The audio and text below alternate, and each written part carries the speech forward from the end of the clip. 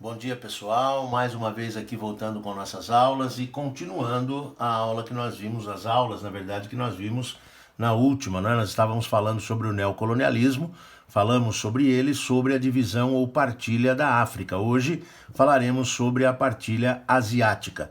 Sem dúvida nenhuma, as duas regiões mais importantes para o imperialismo europeu são os territórios chinês e indiano. Como se pode observar, a China era muito maior do que é hoje. A atual Mongólia era parte da China, a Península Coreana, onde hoje se localizam as Coreias do Norte e do Sul, era parte da China, e a Península Shantung, onde temos hoje Vietnã, Laos, Camboja, Sião, tudo isso era parte integrante do território chinês. Comecemos pela Índia. Então vamos nós.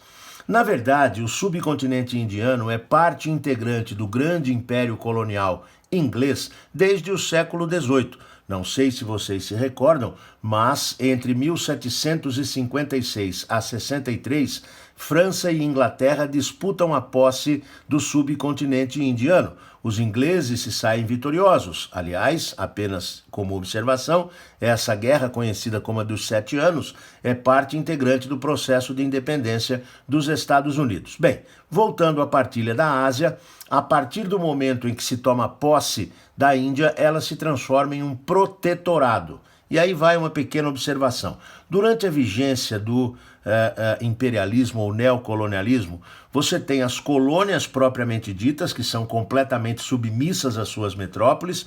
Você tem o protetorado, que é um tipo de colônia, caso da Índia, que mantém certa autonomia, como, por exemplo, a possibilidade de eleger o seu próprio governante, e você tem ainda as áreas de influência. Pois bem, a Índia era um protetorado.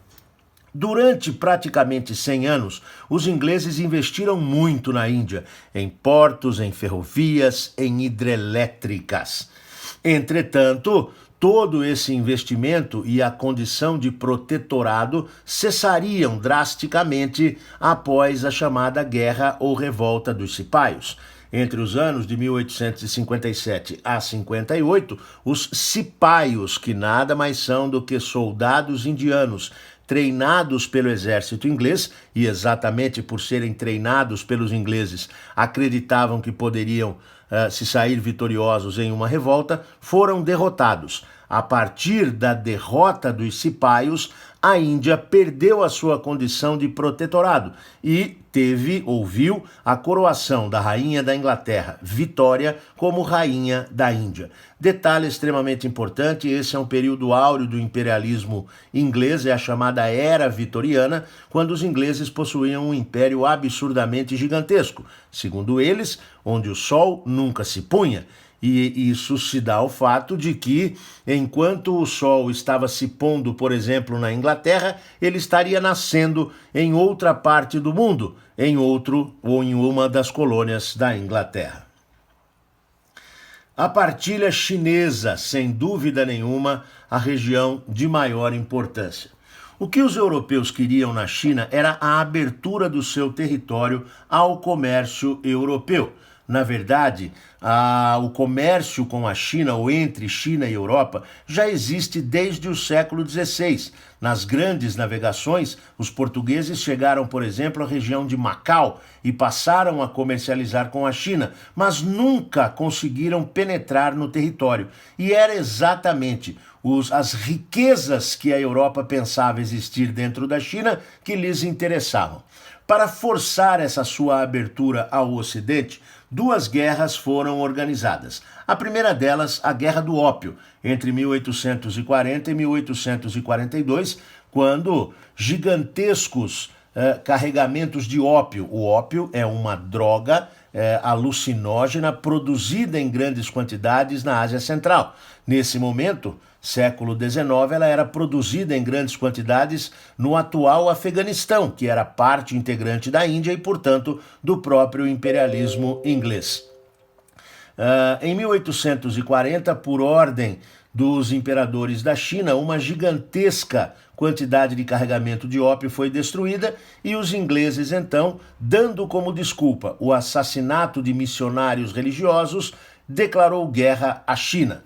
a China será derrotada e será obrigada a ceder aos ingleses 3 de suas mais importantes províncias, Xangai, Nanquim e Hong Kong.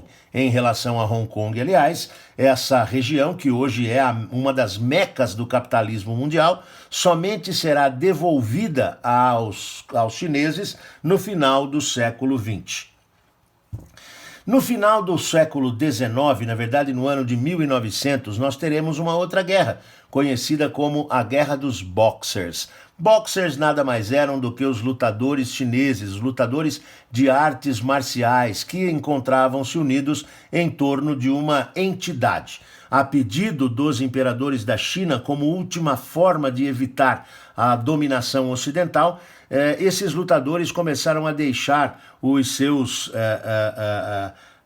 locais, os seus templos, os seus locais de convivência para atacar os europeus. E é claro, aproveitando-se de suas habilidades físicas, à noite eles passavam a praticar atentados contra o Ocidente, dificultando a sua vida, explodindo pontes, explodindo ferrovias, enfim, causando estragos e prejuízos aos ocidentais.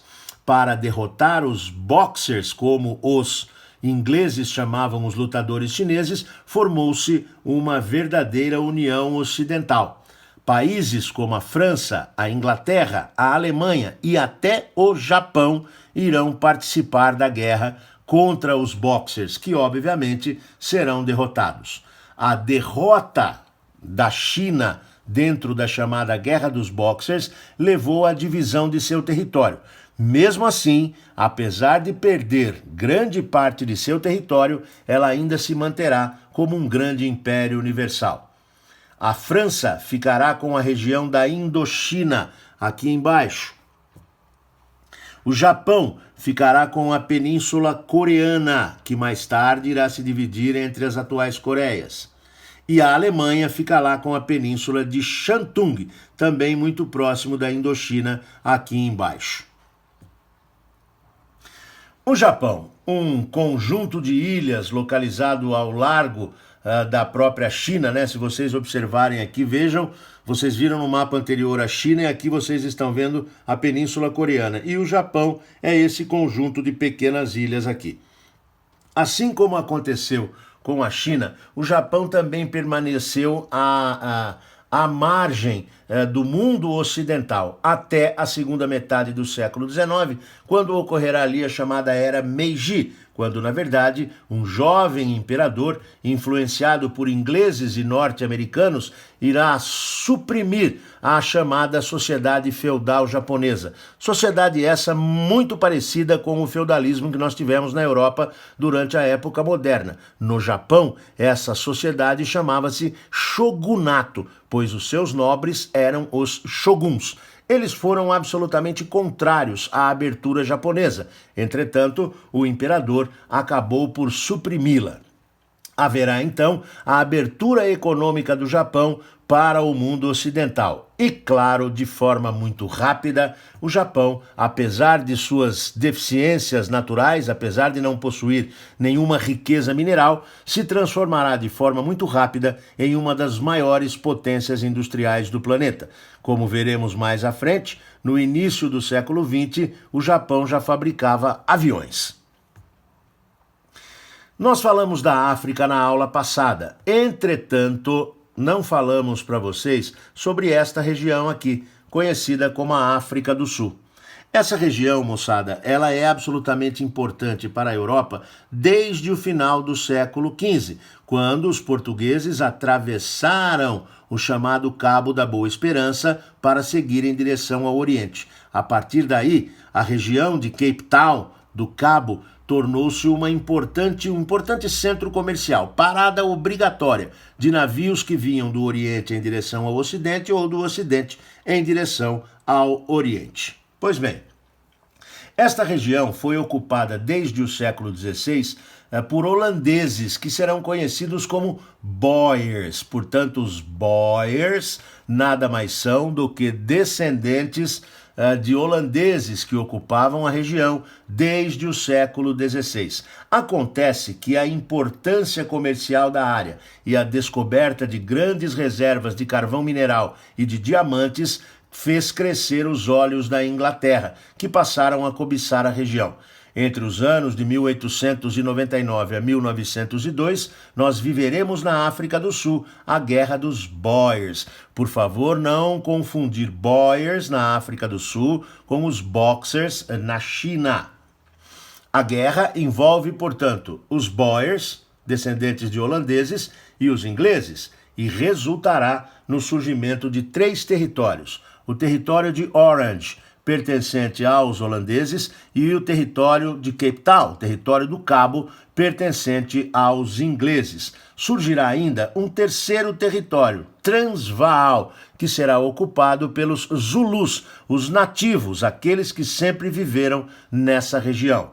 Em 1910, ingleses e holandeses, Orange e Território do Cabo, se unem para formar a União Sul-Africana, que nós conhecemos como África do Sul. Detalhe absolutamente importante é que, durante praticamente todo o século XX, nós viveremos aqui na África do Sul um dos mais violentos regimes segregacionistas da história, conhecido como o Apartheid. Eu acho que todo mundo sabe muito bem o que é isso. Quando falamos em Apartheid, devemos nos lembrar da segregação dos negros na África do Sul e, mais tarde, da atuação de Nelson Mandela, Madiba, responsável pelo fim do Apartheid já no finalzinho do século XX. Galerinha, é isso aí por hoje. Bons estudos a vocês e qualquer coisa, estamos aqui para tirar suas dúvidas. Beijo no coração de todos.